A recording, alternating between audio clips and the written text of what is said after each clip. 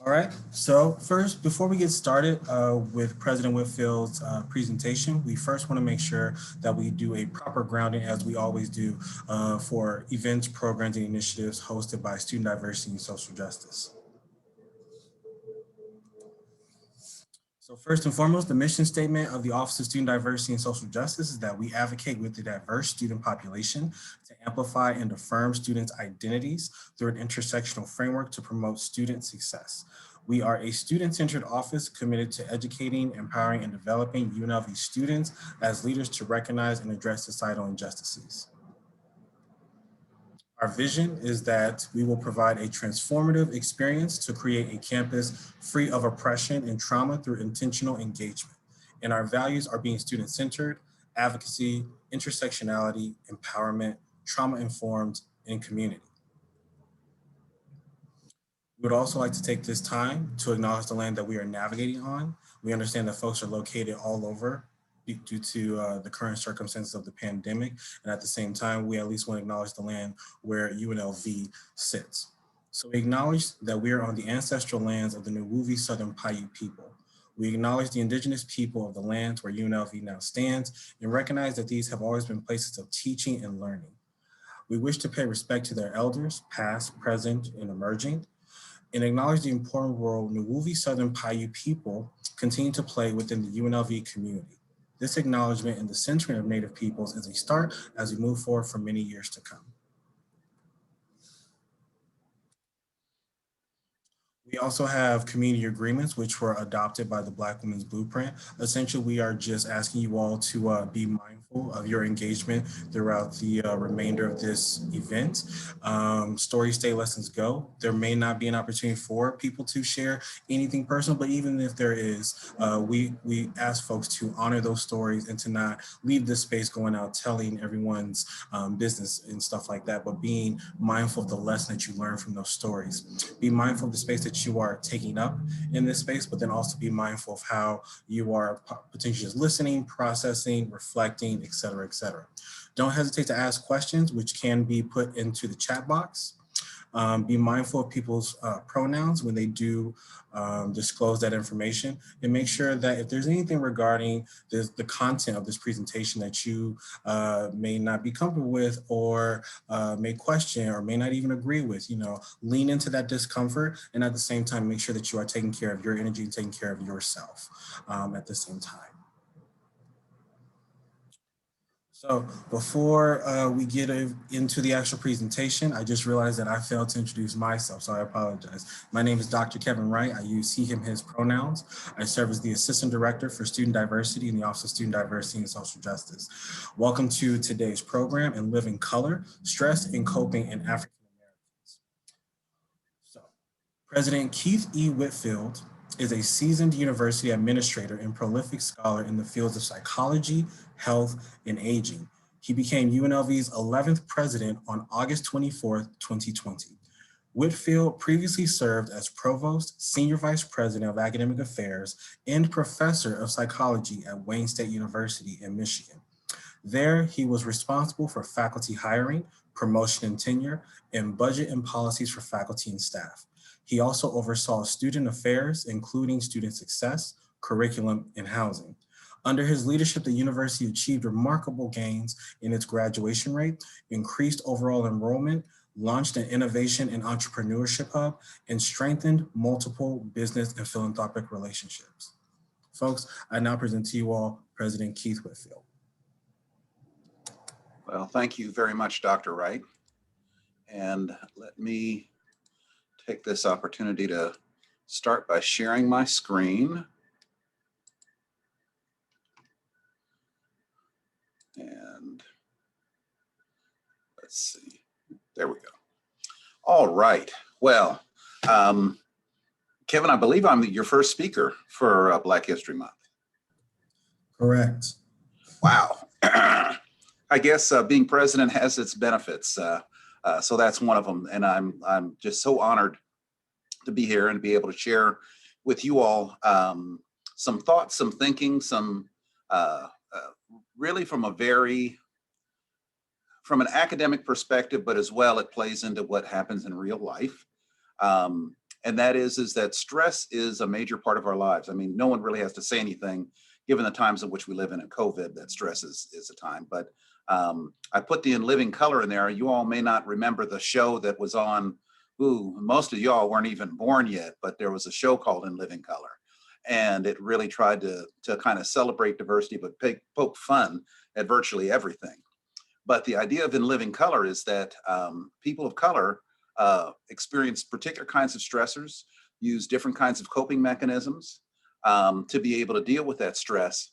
And what I'm going to share with you today are some of the implications, some of the associations, some things that go along with that coping and that stress that in particular in African Americans that they actually experience. So today I'm going to try to cover 4 things: conceptualizing stress and its origins, talk a little bit about how African Americans cope with stress and how stress is related to health disparities, and then conclude with talking about the role that family plays in stress. So let's start off with this first one, conceptualizing origins of stress. It's important to always figure out what stress is. I mean, we use it so ubiquitously, it seems like it covers everything. And there's different ways to think about what stress is. One of the more common definitions is that it's an adaptive response to an external situation that results in a physical, psychological, and emotional change in a person. And we use things like tension and arousal and anxiety. And if you look at that little pictograph there to the next, I love this one. I learned this in my first semester, excuse me, as a student in psychology. And we were talking about the Yerkes-Dodson law. And that was the idea that, for anything that you might want to do, there is, around the y-axis, the performance, you're going to do better if you have enough of that tension, arousal, anxiety, stress, as it were. And then there's a part to where there could be too little and you don't do as well, or there'll be too much and you don't do well. And so just as a general idea that, keep in mind as we talk, that some stress is actually good for us. Some stress can be functional. It's when it gets to the far right of that slide where it gets to become problematic. I found this on the web and I just thought it was interesting that sometimes in just everyday life, we think about stress as the confusion created when one's mind overrides the body's basic desire to choke the living daylights out of somebody who deserves it and needs it. I think we think about stress that way sometimes, but stress takes lots and lots of different forms. So let's talk then just a little bit about the history. Excuse me, not the history, but in terms of theoretical perspectives about what stress really is as we're trying to get our head around what stress may mean. Now, stress can change developmentally. It can change with age versus lasting a lifetime. Sometimes there are things that at different points in our developmental trajectory, things change and we kind of move from one stress onto another set of stressors or life thoughts. But it can also episodically accumulate over time. And those things impact over a lifetime. And there's a hypothesis called the weathering hypothesis.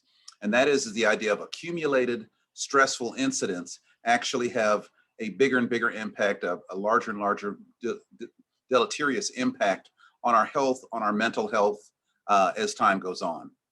Now there's another perspective called kind of tabula rasa versus hardwired. Tabula rasa means that kind of we just walk into the world blank and we don't have, we have to figure out stress as we go, or it just pops up and then we put meaning to it.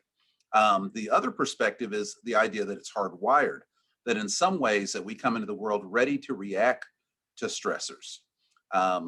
We're going to talk a little bit more at the end here about how there may be some hardwired, but hardwired maybe even to learn. So almost a combination between those two things. And then lastly, historical or generational, the idea that if you have the same stressors over time, it could be where you live. If you don't move and you have some stressors that come from where you live, and it just happens over time repeatedly. For some folks, stressors reduce with time. You actually accommodate them. Maybe you haven't moved, but you've seen that, bad water that's in one of the washes or something. You see it over and over and over again. And after a while, it doesn't bother you as much. But interestingly enough, some perceptions of stress can actually grow and strengthen over time. And sometimes just the mere symbol actually produces stress.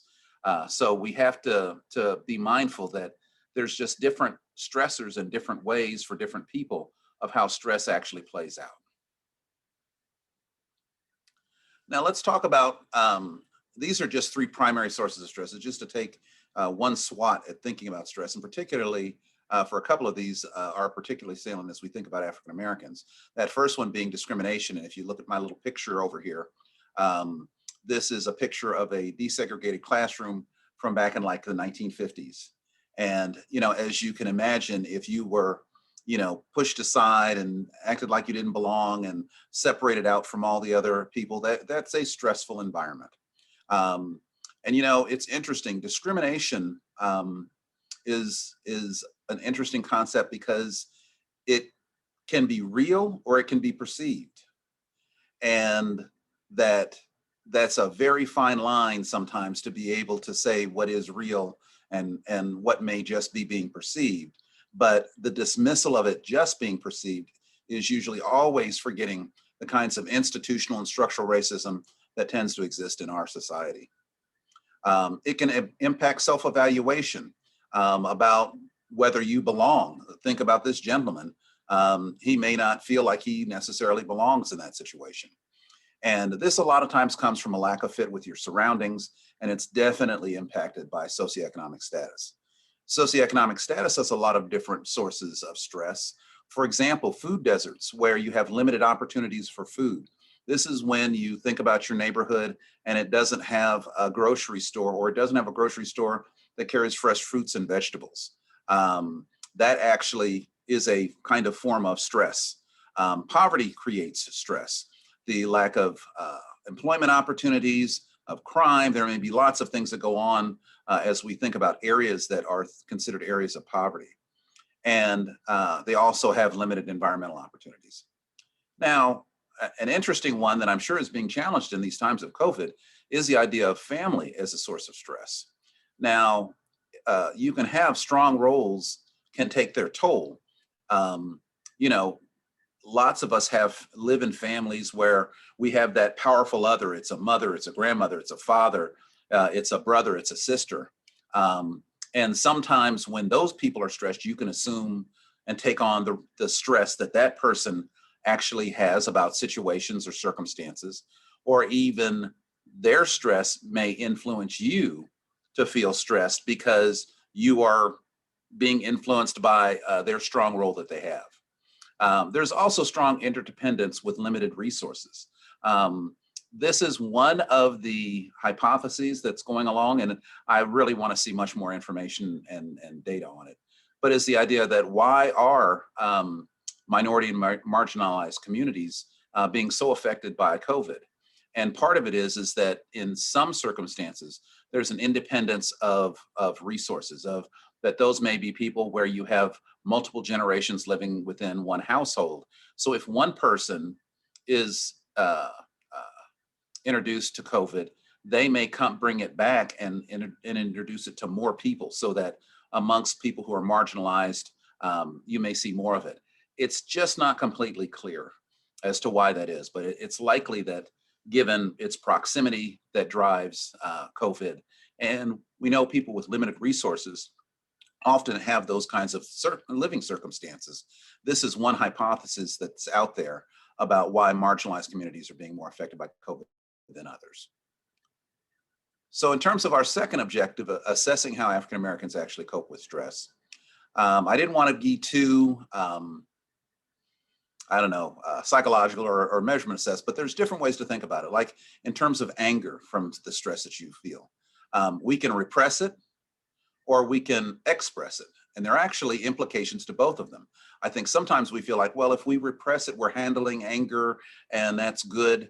No, that actually has physiological changes just as much as being outwardly angry and stressed and displaying those things. It has its physiological responses as well, changing heart rate and blood pressure and vagal tone and lots of different other things. Another way that we may cope with it is looking and relying and being connected with religion. So coping with stress has been looked at in terms of religious attendance and also spirituality. And I put both of those up there because don't be confused that those are the same things. The religious attendance not only has the idea that you may be in some form of house of worship, and so you're with other like-minded people, which may be a way that you cope with stress. But what may be different from that is your actual spirituality, about the beliefs that you carry. And while those are related, they can be two different things. We can also use comfort food, which lots of us do. I know I do far too often, of foods that are high in fat.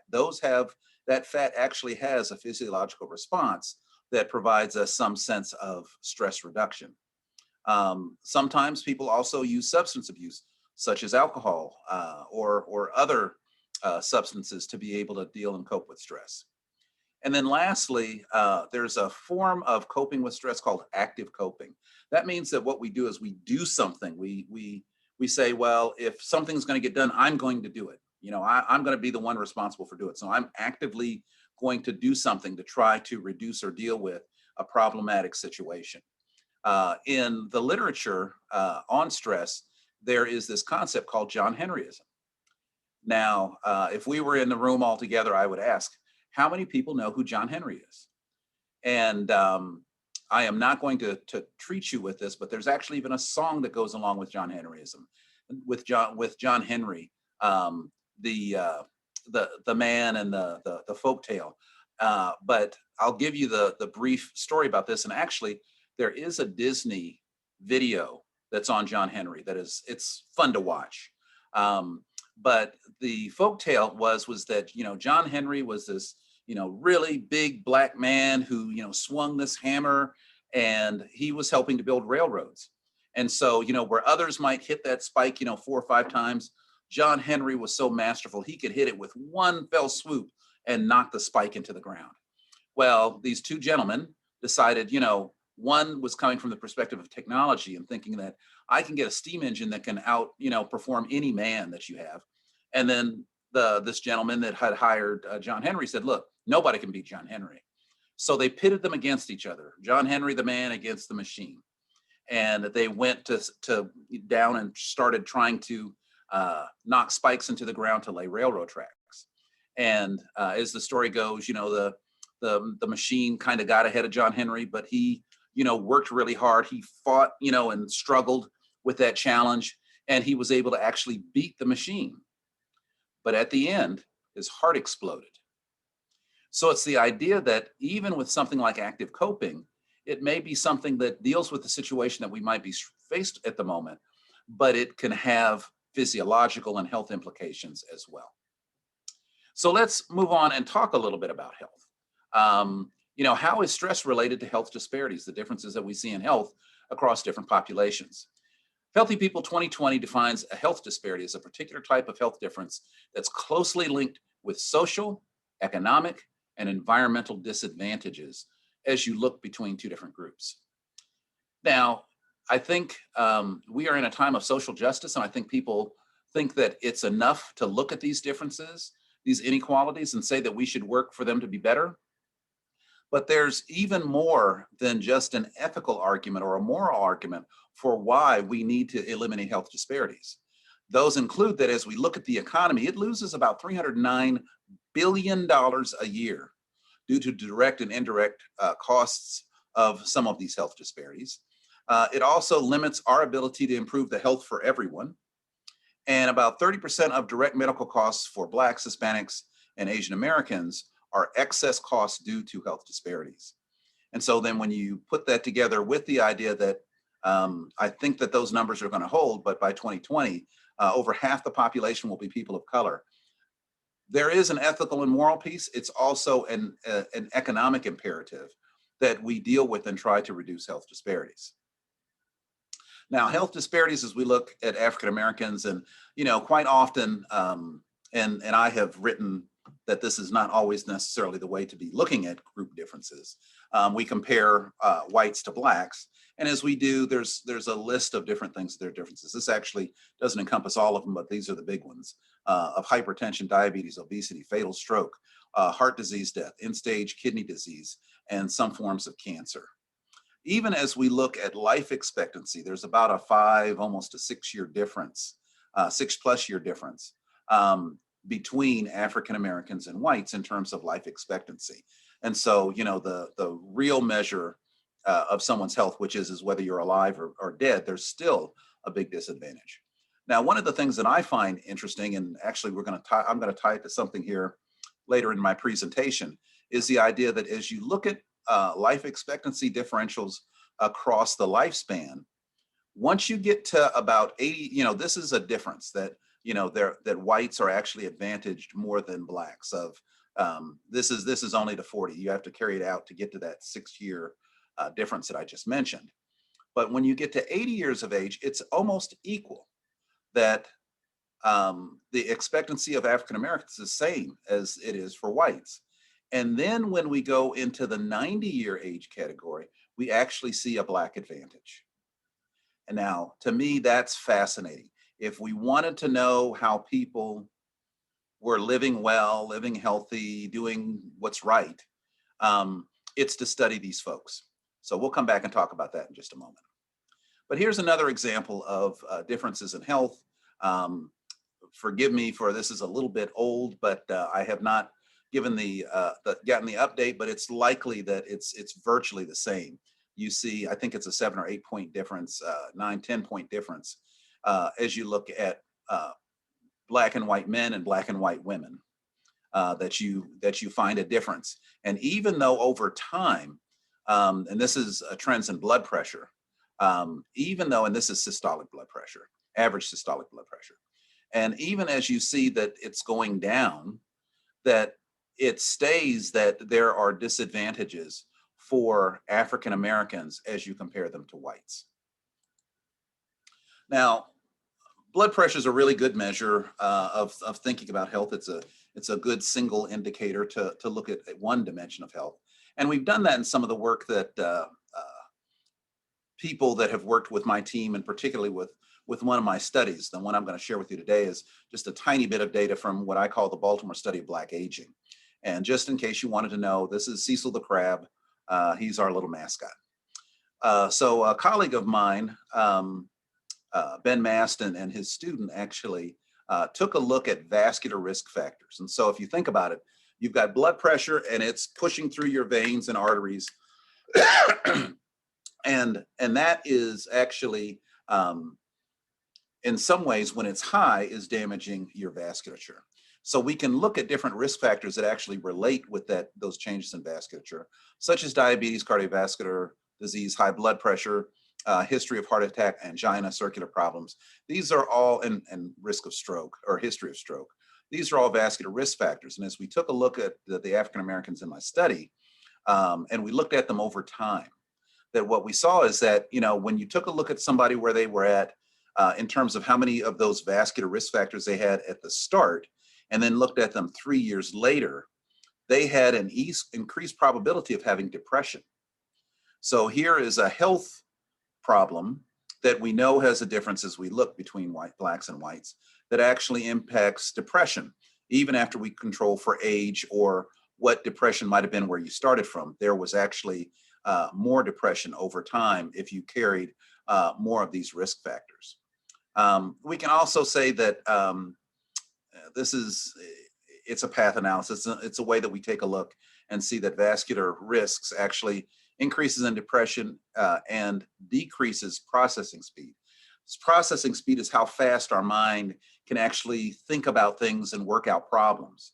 And so it's not only mental health, it's actually cognitive or our thinking processes that are impacted as well by those kinds of health differences that we see between blacks and whites. So let me go to my last point here and talk about what role family plays in stress and scientific approaches to using family data in stress.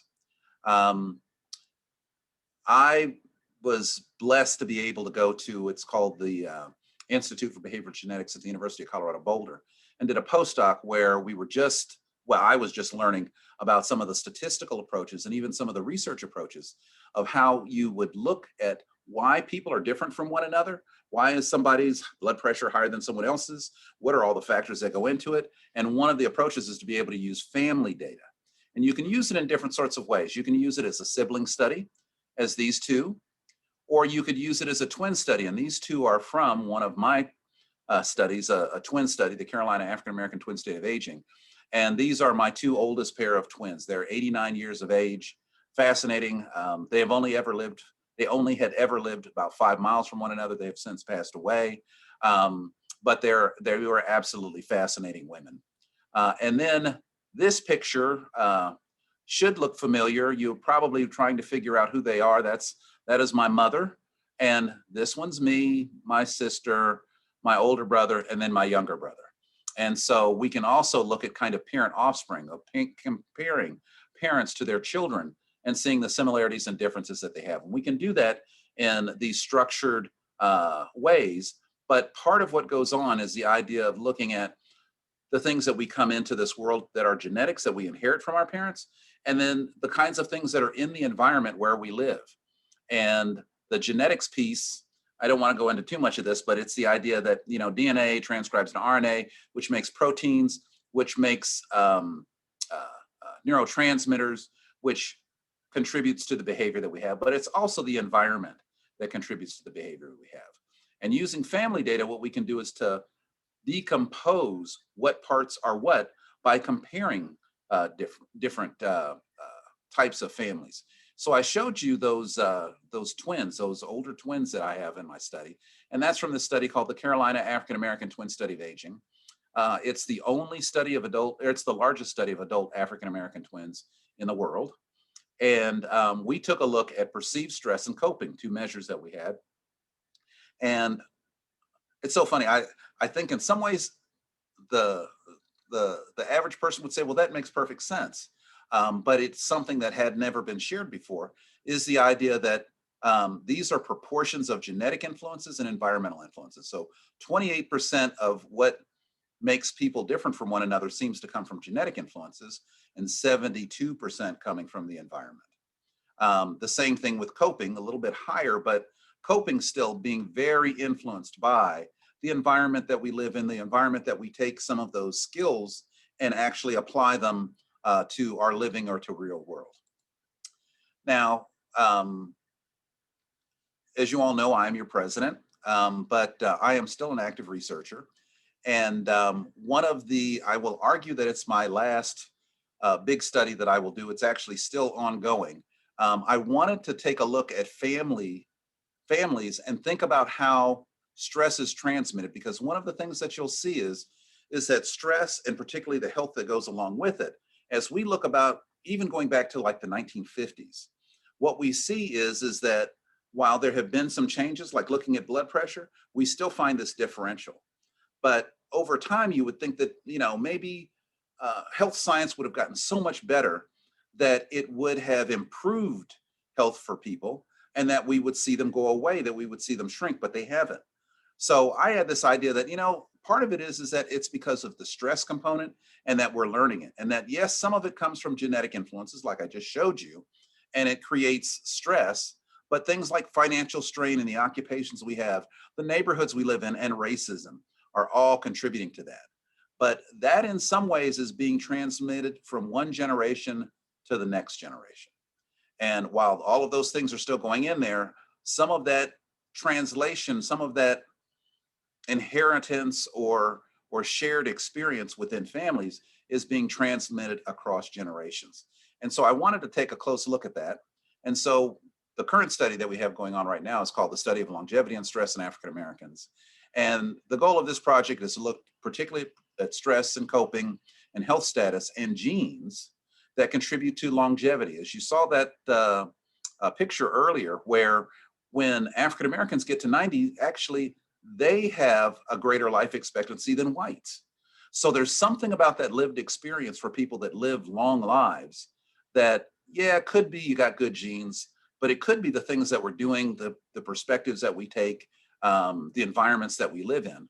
So we're taking a look at that, and I don't want to get too down on the details with this, but we have a bunch of specific aims of looking at stress coping and health status among sibling pairs and across generations, and I'll explain that just in a second.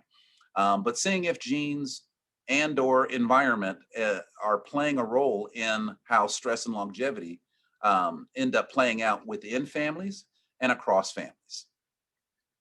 So our study, the goal is for 750 individuals.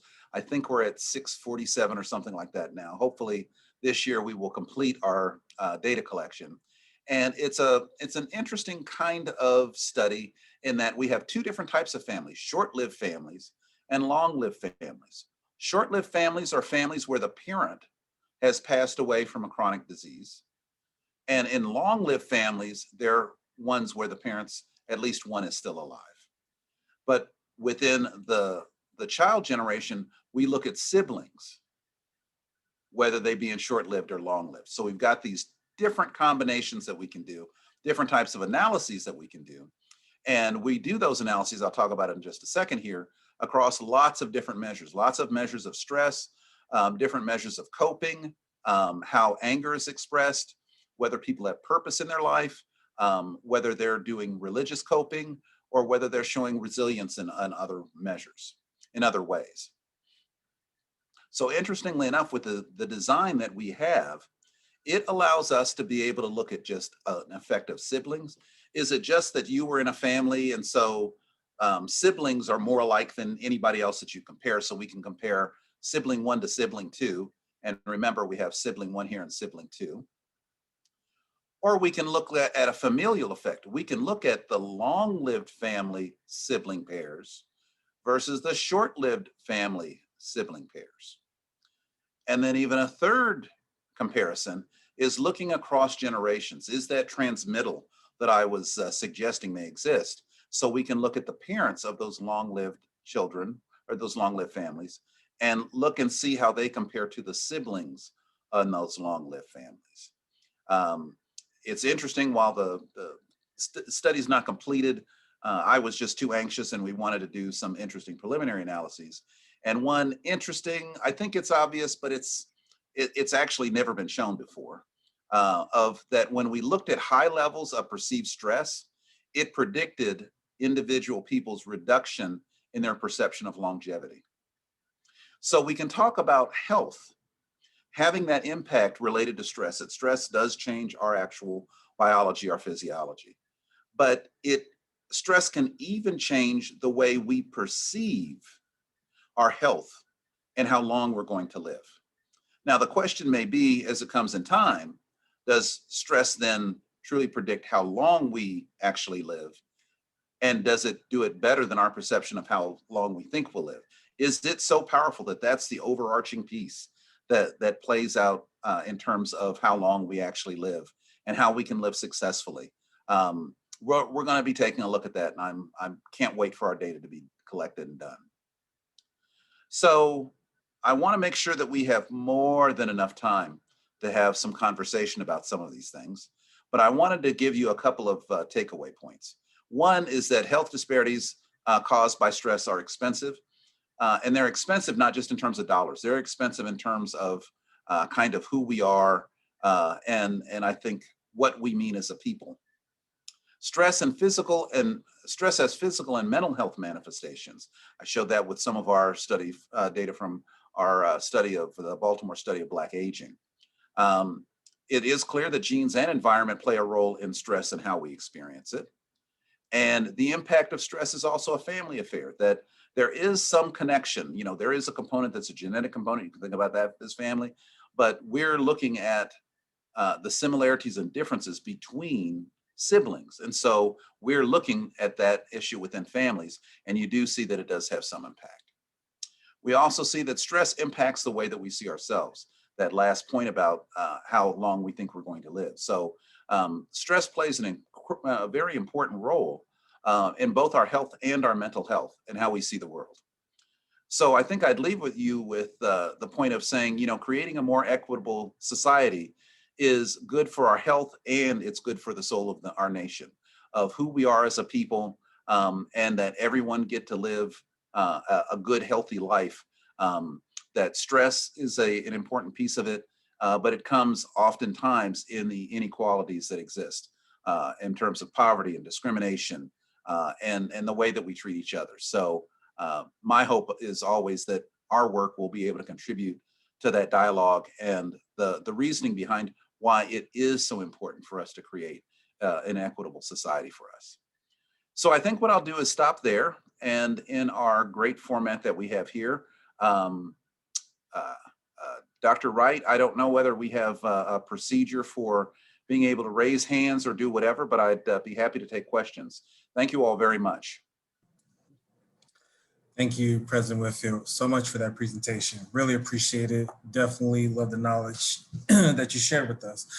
So for the discussion portion, yes, if folks have a question, you are more than welcome to put an X in the chat box and say that you have a question, and then I'll call on you. You can either unmute yourself, or you can even just type your question in the chat box and I can read it aloud for you as well. But yes, whatever's on your mind, whatever you want clarification on, it'd be greatly appreciated for that to be shared in this space.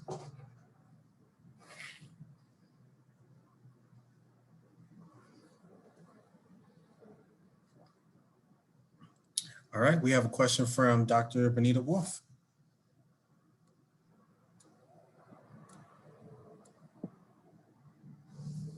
Well, thanks, Dr. Wright, and thank you, President Whitfield, for a really terrific talk, terrific content, sobering to kind of digest the nature of the talk. And so my question is around, on your last kind of takeaway slide, you mentioned that stress does have an impact. And I wondered if you would comment on, for those of us on a college campus, how we might see that manifest in some of the recommendations you might have when we see these manifestations with our students or with our colleagues who might be experiencing some of the stress. Thank you. Thank you, Dr. Wolf. And you know, it is very, very interesting. In some ways it's basic, and in some ways it's extremely complicated. The most basic thing that, you know, for me and the work that I've done is around this concept of belongingness. And we can see it in in-group, out-group behavior. We can see it in how professors actually respond to students. We can see it actually, this is a very interesting week for me. I have 3 talks to give. I don't know what happened. I thought as president, you know, I didn't have to give all these talks. So one of the talks that I'm going to have is going to be talking to Dartmouth and talking about what it means to be the first. And so for a lot of folks, even if it's just within your family and there's people that look like you, you still carry that family identification of that, you know, I am spending part of my day not earning a living wage. I'm actually pursuing a career that's going to give me more living wage, but you may not feel like you connect in that same sort of way. It's one of the reasons why I think Dr. Wright and his colleagues in SDSJ, one of the groups that they focus on and try to work with is first-generation students. Because even though it's funny, there's lots of them around, it's internally, you think about yourselves as not belonging there because the disconnect is with your family. And so that belongingness piece is very, very important. I mean, to me, it's one of the most important things that we can think about relative to student success. And when we don't feel a sense of belonging, there is a sense of stress. And that stress then has these very interesting cascading possible things of that when you think about taking a test.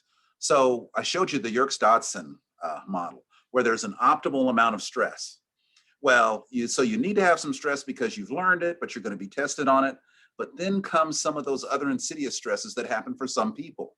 And that's the idea that I don't belong here and I'm supposed to be doing something else. And I connect and identify with different groups or whatever. And that additional stress starts to push you over so that it's too much stress and that your performance goes down because of that. And so I think the other part of your question is that, so what can we do? Well, one thing is that this university has started, and we're going to evolve because it's time for us to evolve a little bit. And that's around diversity and inclusion sorts of issues and social justice issues. We've got to get to the next level. And it's doing just as you are kind of alluding to of that. So how can we reach those people, as many of them as we can? Because being the kind of campus we are, different people will engage with us in different ways, but we have to be able to be a place that looks like it's receptive to it. We need to make sure that our faculty actually understand things that they can look for where they're not being inclusive for people that are in their class. They need to be able to be open to hearing different perspectives because believe it or not, that's the most magical thing about having a diverse university, is that if we make settings where people can express that diversity, we actually will learn more about ourselves and about other things, and even about how to work in the world. So it's funny, your question, I get so excited about it because it actually, if we can just break this kind of tipping point that we're at, of stress being something that becomes so overwhelming that we don't do our best, and turn some of those friction points into things that are benefits for the educational setting and opportunity that we have, guess what? UNLV students are going to be even better. So we have it's part of the reason why I came here. We have an incredible opportunity to try to be different, and it's hard. This is not easy stuff. We are working on stuff that has evolved for hundreds of years. And so, but if we call it out, if we're fair about it, if we actually make sure that people don't feel like if they try to do some of it and they fail, that's not a problem. That you tried is the hard part, because it's trying to change some ways in which we've done things in the past. Whether it be even how many faculty of color that we have here. We need to increase that. Why do we need to increase it? It's not a demographics issue. It's an issue of having diverse thoughts and perspectives and people that students can identify with. And two, just because you're the same color or race or creed or gender or whatever, that doesn't even mean that you're going to identify with folks. So we have to have enough folks who are whoever they are, so that people can look at them from different perspectives and be able to identify with them, feel like they belong here, express themselves, share their lived experience, and then everybody benefits. That is so much to try to swallow. It is the hill that I think we're poised to be able to try to climb. Before we move on, okay. I just wanted to check in, Doctor. Did that answer your question? Okay, awesome. Thank you again for that insight, President Whitfield. Our next question is, this comes from Doris Blackwell. They said, I find it difficult to cope with stress working in a remote environment without human interaction. Do you have any suggestions to help with this? Make sure that you're reaching out to people. I agree with you. The remote stuff, there are so many people that have lots and lots of challenges in this day. I'll just share with you one of mine. One of mine is coming to Las Vegas, a city that I've only ever visited, being in charge of a monster university of over 30,000 students, and I don't get to see them. It drives me absolutely nuts.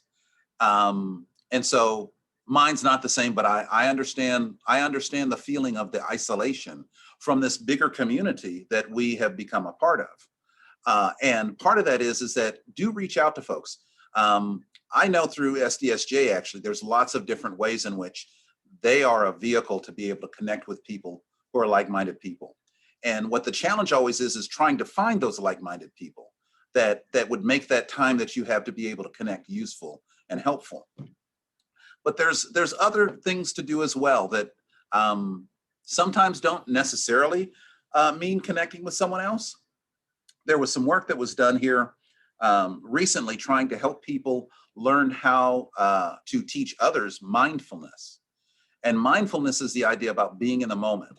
I'm a big believer that, COVID it's taking people away from us. It is killing people.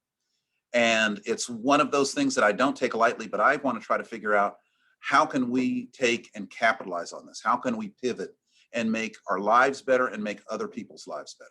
And one of them is making sure that we're kind of there in the moment. I think before we've been so caught up with technology and everything else going on around us, sometimes we don't take a moment just to be quiet. And being able to be quiet and make sure even that you're there to listen to that other person, that's all encompassed in the kind of this concept of being present. And so doing things like mindfulness training, I think other people have heard this, so you guys aren't the first ones, but I used to do, basically it's mindfulness training for athletes. And it was to train them how to relax more than anything else, to be able to take away all the tension and the stress and actually even be able to focus on what that moment right there was. And you can do it, interestingly enough, through diaphragmatic breathing, a behavior that changes your physiology.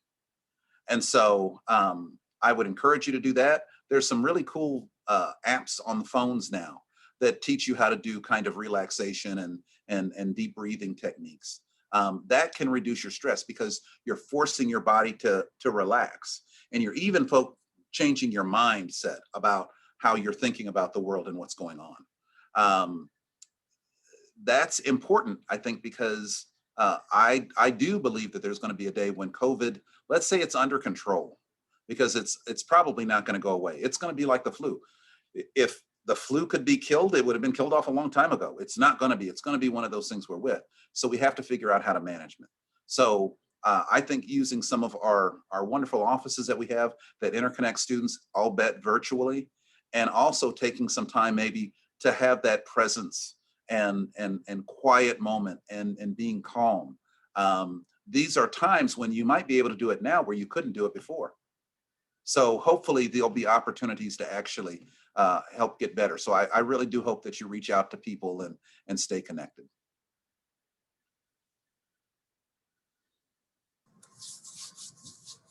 Thank you for that, President Whitfield. Doris, I hope that answered your question, because that's something that I definitely have been feeling a lot of too. So yeah. What other questions are coming up for folks as we navigate this conversation? Now, I saved as much time as I could because I could talk for an hour and a half, but I wanted to just hit some highlights because these things should be things tied to. I'm curious if anyone out there is experiencing some stress connected to their family, and that can be in different sorts of ways. I've got a couple of friends of mine, one of them in particular that I think of back from Detroit, where she has lost 5 members of her family to COVID. And we talk about, the stress that goes along with it, some of the isolation, being concerned about going out, all of those things that go on. And these are all stress. And I keep telling her, I said, look, if you need help managing stress, if you need to talk to somebody, you need to make sure that you reach out to me because these are such different, interesting times. And so, a talk like this where we're just touching on things. But I want to push that last piece because it is the piece that I believe is going to be, I can't think I'm going to do another study, but I've done 3 or 4 what I think are big major studies. And this is the last one, but this is the one to me that gets at some very interesting things that I think are in the origin of where lots of our strengths and sometimes some of our weaknesses actually come from, which is within our families and how we navigate those families. And I think COVID has made us think about navigating them differently because those people that we love, or even the ones that frustrate the bejeebers out of us, they can be gone. And it's not obvious. I think that's part of the trauma that comes along with it, the stress that comes along with it, is that it's not something where it is a chronic condition that lasts years and then somebody succumbs to the effect. It's something that's acute that happens within sometimes less than 2 weeks. So it's one of those things that is stressful in a way, but one of the ways in which we can cope with it is making sure that we're better people to those people in our family, and actually even better people to just the people that aren't in our family. Because in some ways, everybody's in our family. We are one earth. We're definitely, as much as we have differences in our political opinions and how we see and think about things, we're one species, and that we have to learn how to treat each other better, even when we have some of those differences. And interestingly enough, it's not just because it's the right thing to do or the equitable thing to do or the justice thing to do. It actually makes us healthier people and a healthier society. So there are things that, hopefully we will learn. Hopefully we will continue on the path that I think we've started on very fairly recently of thinking of changing our mindset for how we think about the differences that exist in our society. Thank you for that, President Whitfield. And we actually have two additional questions that just popped up. One that just got directly sent to me, and I'll read it anonymously out of respect for the person that sent it. So as we know, President Whitfield, sometimes this stress that we experience on a day-to-day basis can sometimes come from our places of employment, our jobs, right? And because a person may identify as Black or African American, and this person was talking about how they have a white supervisor or a non-Black supervisor. So it's one of those things where the question is that what would you say to folks that are not within the African diaspora in terms of what they could do to further alleviate any behavior that contributes to the stress of their colleagues and or supervisees that do identify within the African diaspora? Yeah. I'm going to be careful because my expertise is not in the psychology of industries or organizations or whatever. But, you know, I guess it is the position that I hold and what I have been committed to my entire career, and that's educating people. But it's not just about facts. I think sometimes we get way too caught up in thinking that if we accumulate enough knowledge of facts, somehow we become smart or we become intelligent. But to me, that's another level that we can get to. And that's by listening to others' perspectives.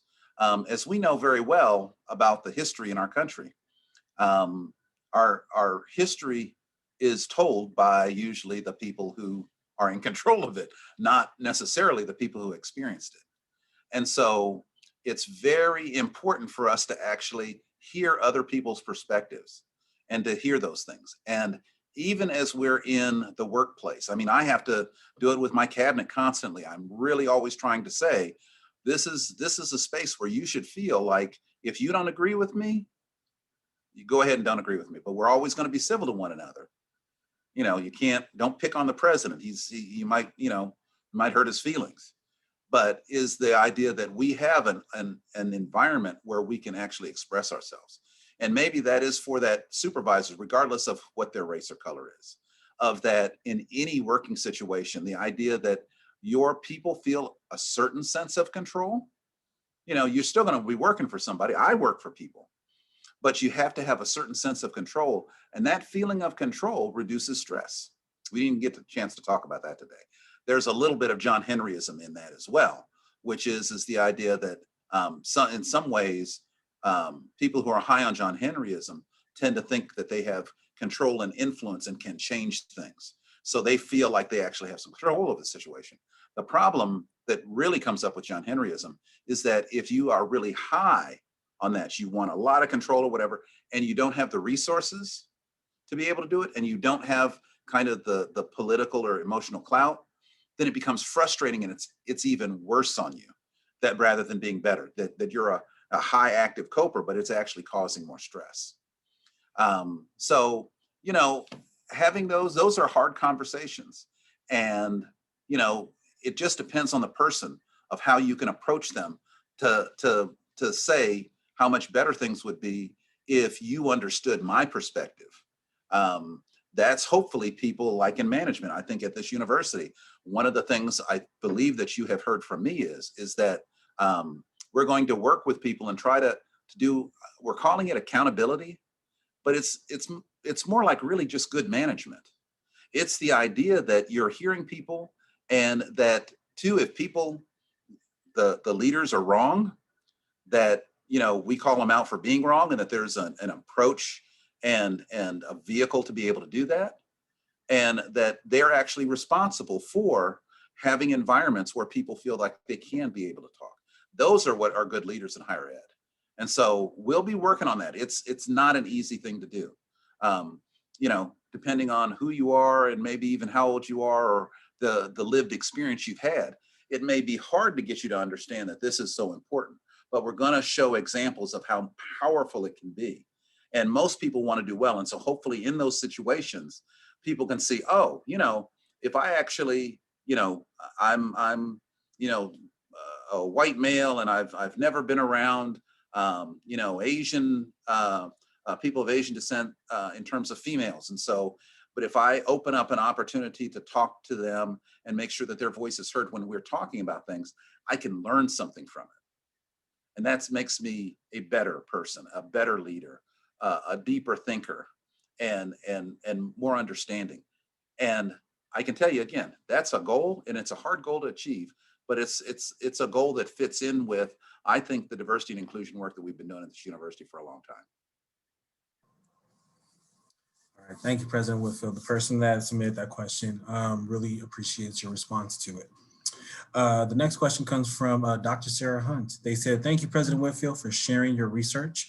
I'm drawing some connection to what we know about the impact of adverse childhood experiences, or ACEs, on health as adults. How do you see the results of your study translating to implementation for families either through faith settings, healthcare, schools, and other settings? This is a perfect example of how I used great restraint not to try to show you my 30 plus years of research, because we've actually taken a look at that, and it's fascinating to see. So there's different ways. You bring up an incredible point, Dr. Hunt, and that's about adverse childhood experiences. And they can happen in different sorts of ways. They can happen emotionally. They can happen financially.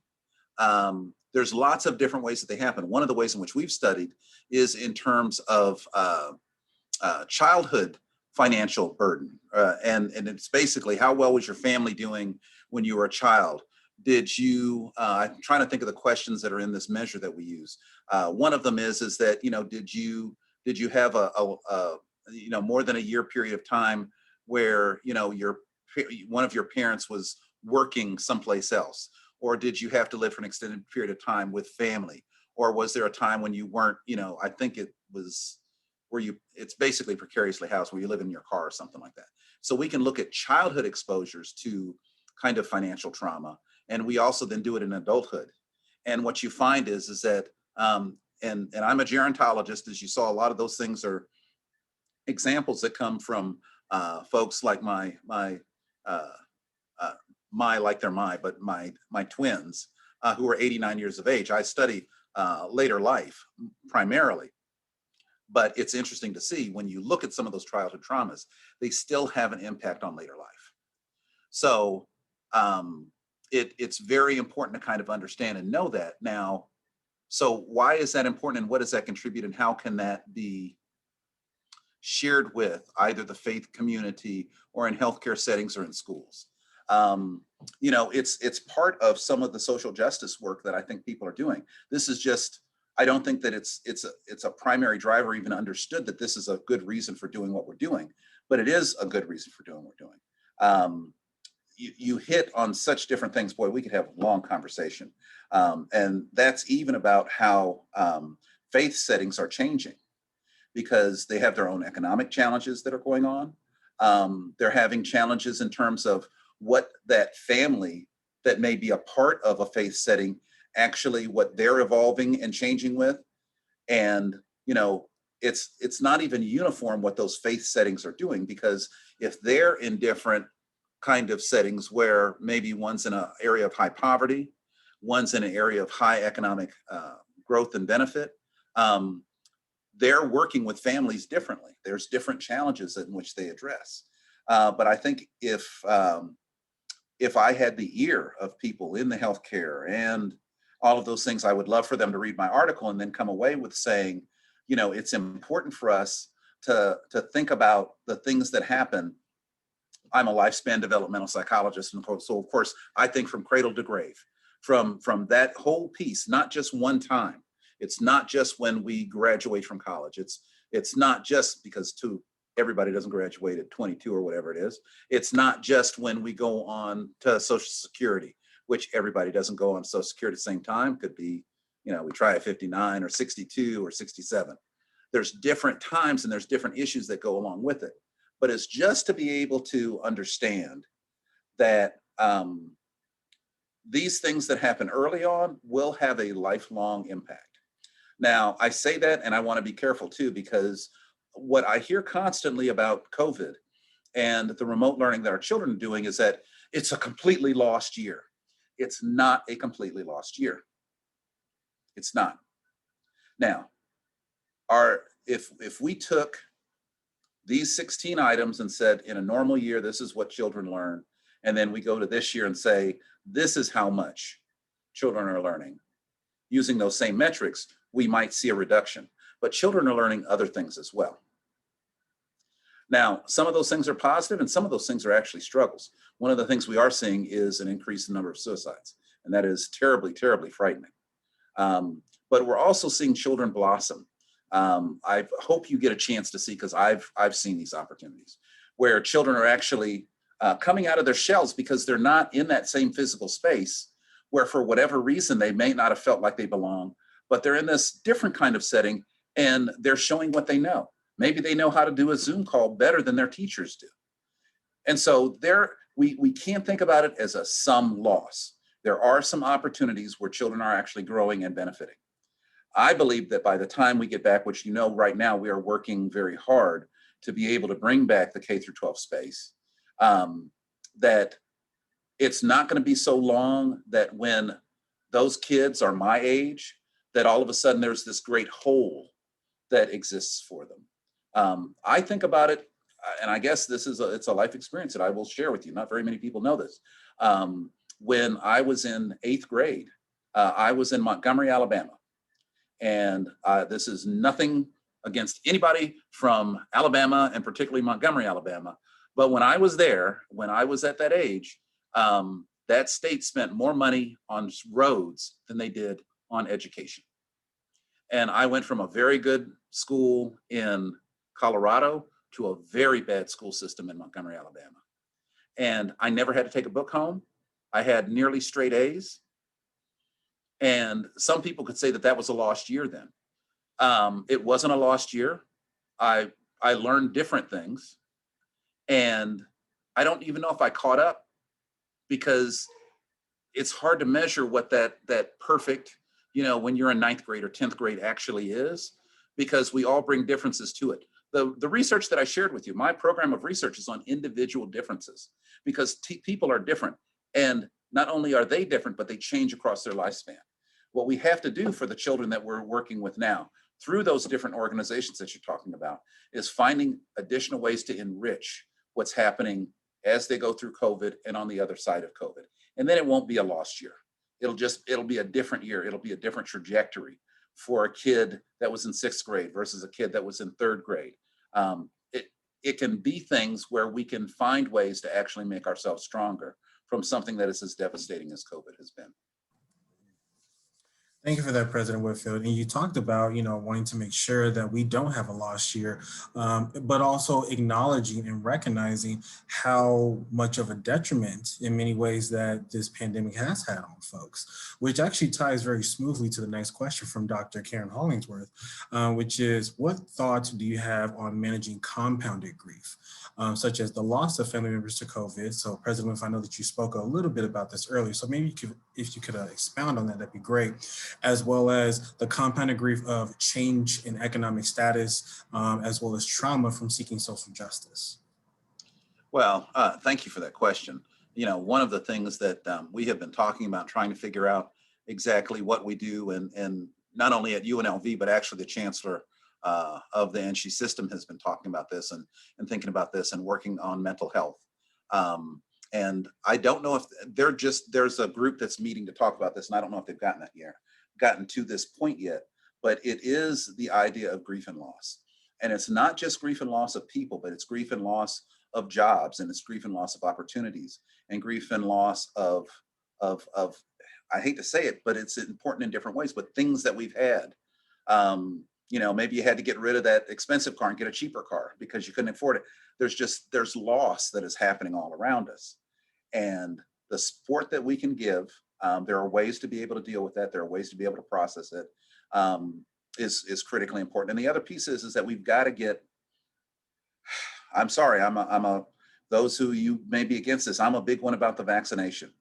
We've got to get to a point where we have that herd immunity, where we can then get back to something that is more normal. And I think that part of how we get there is through beginning vaccinated. And then we can be able to process some of the grief and loss, because it's hard while it's going on. I think it's the reason why, particularly as we think about grief and loss related to the loss of people, that it's not over. We have not lost everyone we're going to lose. And so it's difficult. It's not impossible, but it's difficult until sometimes you can get to that point of being able to have at least some of the loss that we're going to experience put in perspective and hopefully reduced greatly. Life is, I guess it's one that comes back to us understanding how important it is to make sure that we take care of others. And that is that life is precious and life is fragile. And I think sometimes we've taken it for granted, and it's one of those things, boy, I want us to learn lessons. I want us to learn lessons and be better. We'll be better if we understand that when we take care of ourselves, we actually help take care of others. When we wear a mask, we not only protect ourselves, we protect others. And that if we can walk away understanding that, then the more complicated things and the more difficult things like loss and the trauma that goes along with it, hopefully we'll be able to it's another confluence of forces that works on whether, however we assess ourselves in terms of having mental health.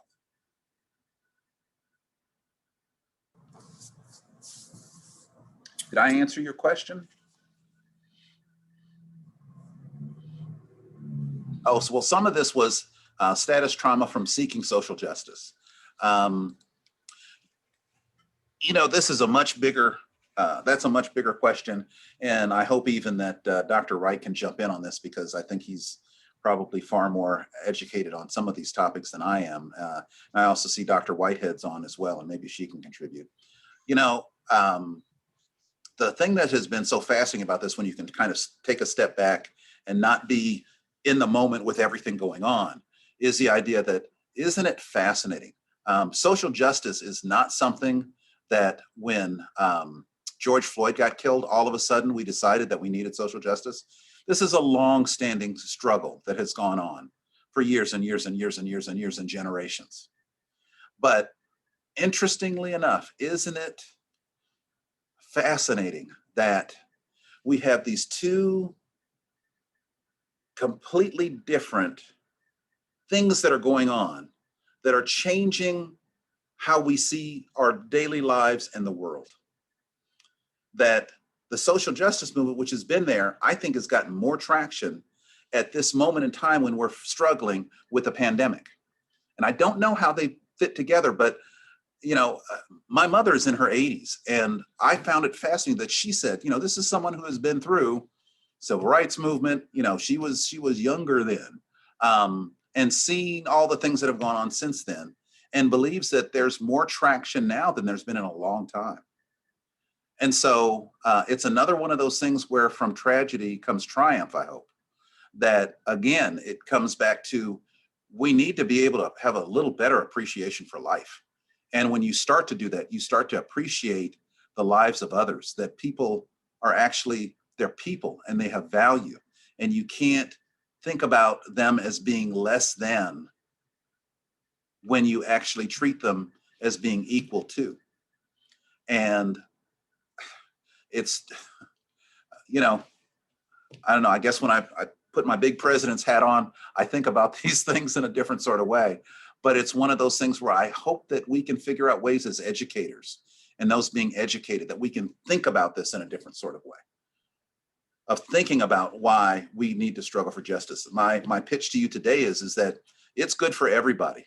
It's not good for anybody when we don't treat people in terms of treating them well and treating them equally and providing them health care and being able to make sure that the whole population's health is doing well. Now, are we going to get there with just this moment in time? I think that there's a lot of young people that think so. I'm less than believing that that's going to happen right now. I think what we're on is a better trajectory, though. I think that we need to have voices like you all's actually out there really talking about how the pandemic has made you appreciate every single life, particularly Black lives, that all of those lives matter. But, you know, we're Americans, and sometimes we have short memories. We don't remember the lessons that we should have learned. And I think as a higher education institution, I'd like to see us try to institutionalize some of it so that it's written into our curriculum. So it's the things that any student that comes through here gets some exposure to thinking that way and hearing those stories and learning what those issues are so that they can go out and think differently and be able to change the world. Because it is one of those striving, but probably very difficult to arrive sort of challenges that we have in front of us. And there's going to be other challenges that happen. This is the, you know, we've had these little health crises, but this is the big one. This was the pandemic. This is the one that, I mean, you can go back and watch old TV shows or old movies. People predicted that something big would happen and they just imagined it. Well, this is the real life experiences of it. And it's likely that we will have another big challenge. So we have to learn from this one. And part of it is the idea that we really do need to make sure that we try to treat people with equity and fairness and dignity and all of those other things, because we ultimately make ourselves better. I shared with you, really, it's more of the psychological better that we can be, but just in terms of our physical health, we'll be better. So there's a lot to be gained. President Whitfield, I definitely agree with you on that. Especially in the aspect of like it's going to take all of us in this work, you know, to advance forward. Because while I appreciate you acknowledging the work of my department, Student Diversity and Social Justice, in terms of, and then even saying that we can be a vehicle in regards to, you know, these changes that happen at UNLV. At the end of the day, social justice, yes, it's in our name. Yes, it's in our mission and our vision and our values. And yes, we live, eat, and breathe this. And at the same time, this is going to take systemic change. It's going to take institutional change. It's one of those things where I'm grateful for some of the changes that have happened at UNLV. And even then, there's even greater changes that need, or greater shifts that need to happen within all of NSHE, right? And it's one of those things where you talked about, you know, sometimes people have short memories, and it's just like, okay, I can give grace to that to a certain extent. And at the same time, it requires more than just good memory or lack thereof in order for us to advance, right? Because this has to be at the forefront of everyone's scope of work. Social justice is not just the responsibility of the social justice office, it's everyone's responsibility. And it's one of those things where we need to get on board with being okay with what our role is in regards to that. Because sometimes people don't want to potentially, you know, contribute to social justice because it may involve them either, you know, reframing their power or being more mindful of their privilege and knowing that certain things they have to let go of in order for us to truly advance forward as a community. That's why I was going to try to let you loose on that, because it's very well said. But, you know, too, we have to make sure that we check ourselves just a little bit. One of the things that impressed me, you know, people don't believe it because they know how cold it is in Detroit sometimes, but I had a good job. I had a really good job. I was helping to move the needle forward. I was changing people's lives. That's why I like being a person in administration. And what I saw here was there were even more people that were dedicated to trying to move the needle forward. And it wasn't perfect, and it wasn't perfectly, coordinated or whatever.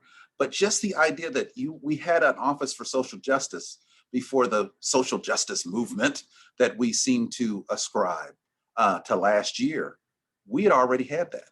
So the idea that in some ways we were already trying to work towards it. I think sometimes we have to just be very careful about the idea that we will get to a moment of social justice. I think that that's one where we will constantly strive to be. And we've got to keep working on it. And I think having offices like yours, that one, to me, I mean, like I said, from somebody from the outside, I'm like, hey, these people are getting it. These people are thinking about some of the bigger issues. And that it's going to take a lot of work. You've got to try to change both people's minds and their hearts. And minds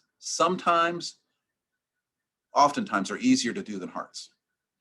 Because for your mind, you might work on a very logical thing, and you can set up a logic that works for someone. But trying to change their heart, they've lived with that all their life, however long they've lived. And so it may be a bigger change that has to occur. But the more people we get, we're here in this moment. I feel like sometimes I think it's said too often, and other times I'm glad it's said at all, which is in the 64-year history of this university, you all hired a Black president. Okay, that's, do you know how many Black presidents there are actually in the country? If you take out HBCUs, you're talking about like 3%. That UNLV, and people can tell me I'm wrong, because there has been one faculty member who told me that I was wrong on this point. I don't believe that I was hired because I was Black. I think they hired me because they understood what I know how to do, that I have some pretty good skills and some pretty good experiences, and they got excited about that.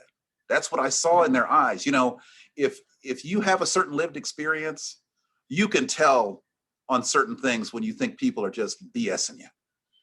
I didn't think they were BSing me. I think that they were excited about what I thought about. And that to me, I mean, it passed that little thing, because I could have said, y'all can offer me the job, but I ain't gonna take it. Because you just want somebody, that's gonna stand up there and just be a person of color. I'm sure it was a piece of it. I'm not so stupid not to believe that I am a big Black guy. They saw me, even though it was virtual, they saw me, but I think they heard me. I think that they thought that I might be able to deal with some of the challenges that we have at this university, and that I could lead it. And so, we're not there yet. We're not perfect. We make mistakes. We've got some folks going in the wrong direction. That's okay, because we have people that are going in the right direction and are thinking about it. And we can actually, you almost have to get excited about the journey and not the destination. I'm telling you, it sounds a weird thing to say, but I really do. I love UNLV. This is my school. This is my school. And we are going to do great things. We've been doing them, and I'm telling you, I'm going to do everything in my power to empower folks like all of the little names that I see on the screen here to do as much as you think is right to do, that's going to make our lives, our community, the education that we give to people better. Because that's part of the solution too. Think about it, it's in our hands. Those of you who are educators on here, it's in our hands. We can actually develop that next generation of student who's going to go off and do great things. Now, lots of our students stay in this area, so they're going to make Las Vegas great, but some of them go around the world. And that's what I want to see us known for. And we do have the power to do it. I'm telling you, we got a lot of little parts and pieces. There's some stuff we need to do, but we got a lot of parts and pieces, and you have to be hopeful. I'm going to say this one thing, and I'm going to make sure I stop it just in case we have some more things. But as you see, I can talk forever on this stuff. This is my university, and I'm excited, and I love to be here. But I'll tell you, I'm not a big fan of Charles Barkley. I don't know why, I just never have been. I thought he was too kind of cocky or whatever. I don't know, I just never was. But Charles Barkley was talking about something after the George Floyd murders with Stephen Curry. And they were in this, socially distanced thing. And they were talking about, well, where do we go from here? And Charles Barkley said something that I absolutely love. And it was that he said, he goes, it's a pretty easy decision. He goes, you got two choices. You can either be hopeless or you can be hopeful. And I always choose that second one, because it is the idea that, if we think all we have to do is X, Y, and Z and we'll get there, you're fooling yourself. You're going to be disappointed. This is work that is constant work. And I think that was the point that you were bringing out, Kevin. This is constant work, and you got to be okay with that. There's nothing wrong with that. But we've got to commit ourselves to doing it. And I think that was your other point, is that it's not just an office. It's the idea that more and more through the fabric of the community of scholars, of students, of faculty, of staff, that we allow lots of people to embrace that sort of thinking. And interestingly enough, we also have to be open to people not thinking that way.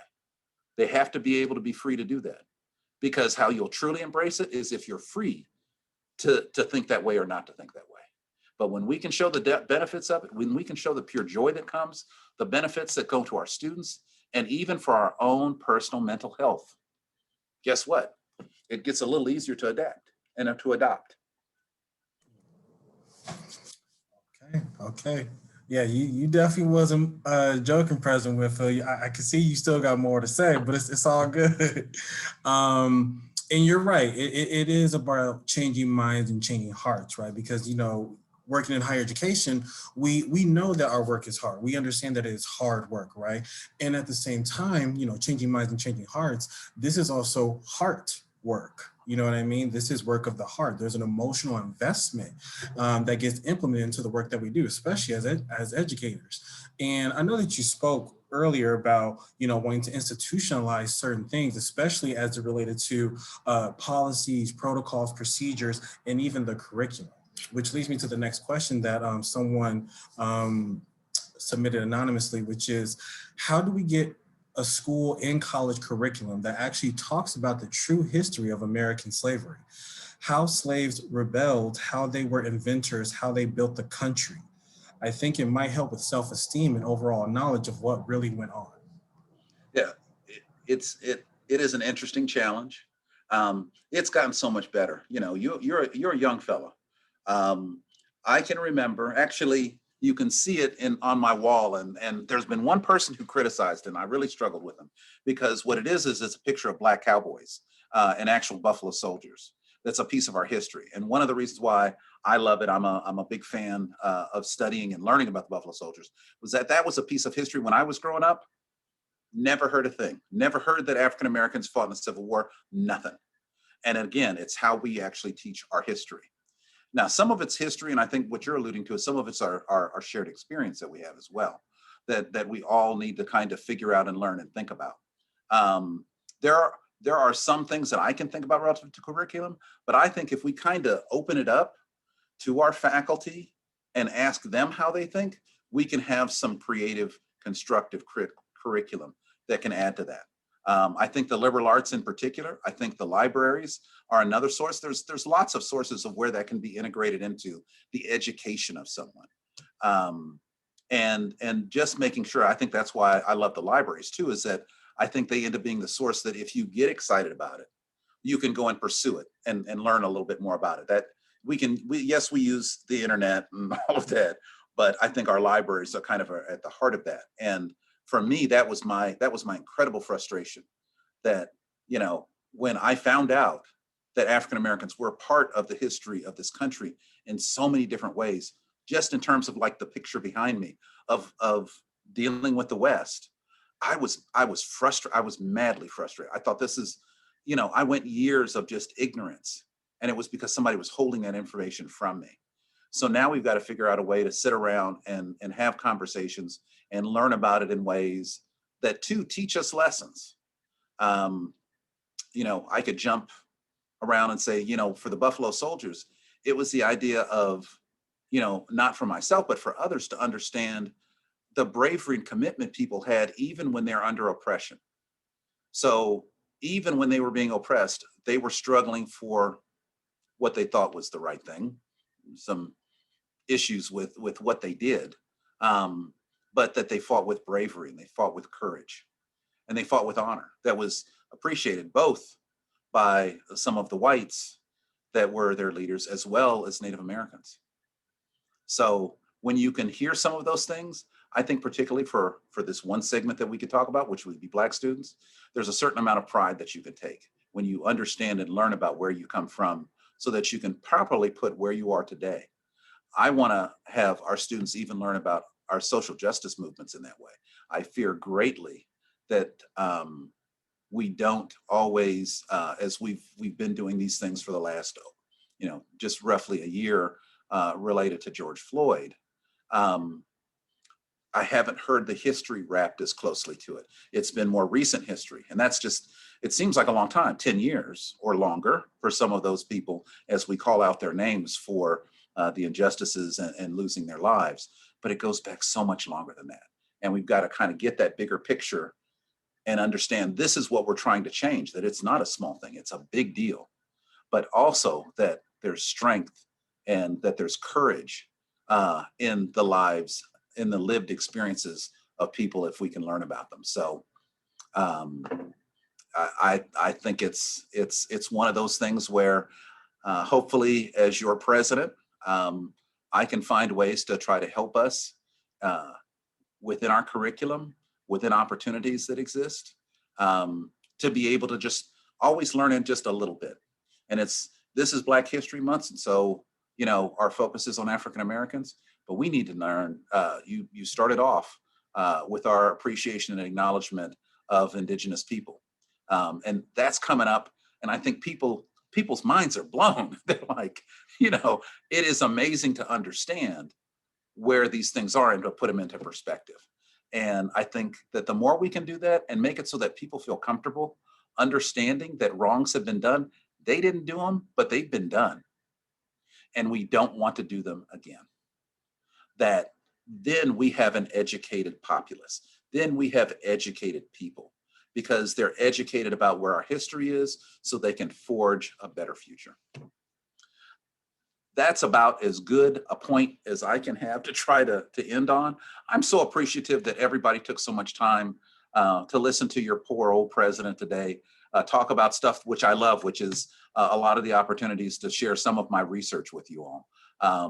But I hope that you find plenty of moments during this month and actually throughout the year to think about the issue, the lived experience, the history for African Americans, so that we can generalize it to understanding difference as it covers our entire nation and community and population and society. But thank you very much for the time today. I really appreciate it. I appreciate the opportunity. Thank you. Thank you again, President Whitfield, for your time. Really appreciate it. Love the insight, love the knowledge. And thank you all to everyone in the audience for asking your questions and being vulnerable with what you really want to learn more about. I think this was a very great conversation. And President Whitfield, I'm pretty sure that this won't be the last time that we can come together like this. So I'll definitely try to get on your calendar as soon as I can. As a reminder to everyone in the audience, there is a link to the survey. We would greatly appreciate it in student diversity and social justice if you all completed that survey, just because, again, we thrive off of your feedback and we want to make sure that we continuously create programs, events, and initiatives that center those within our campus community. And then also there is a link to the Excel Google Sheets that outlines all of the other events that are happening during Black History Month. The official calendar flyer will be released later this afternoon. It is 2 pages. So that means we're continuously doing bigger and better things and even more things for Black History Month. And yes, thank you all so much for attending. And I hope that you all enjoy the rest of your afternoon. Thank you.